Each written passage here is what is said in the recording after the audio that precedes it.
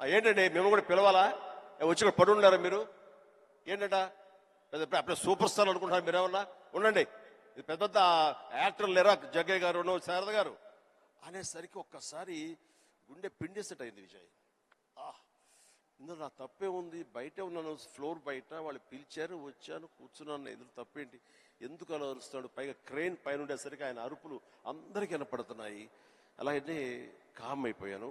ఆ రోజు మధ్యాహ్నం భోజనం చేయబుద్ధి కాలేదు, కానీ ఆయన అన్న మాటలు, అవమానం అన్ని పక్కన పెట్టి ఒక్క మాట మాత్రం నా మైండ్లో ఉండిపోయింది. అయితే మీరు సూపర్ స్టార్ అనుకుంటారా అని. ఎస్, అయి చూపిస్తా. ఆ ఒక్క ముక్క మాత్రం నా మైండ్లో, నా మదిలో ఉండిపోయింది. కసి పెరిగింది. ఈ అవమానాన్ని, దాన్ని ఆయన మీద రెవెంజ్ తీర్చుకునే కంటే కూడాను దాన్ని నేను ఎదుగుదలకు నా స్టెప్స్ గా నేను వాడుకున్నాను. ఇది వాస్తవం విజయ్.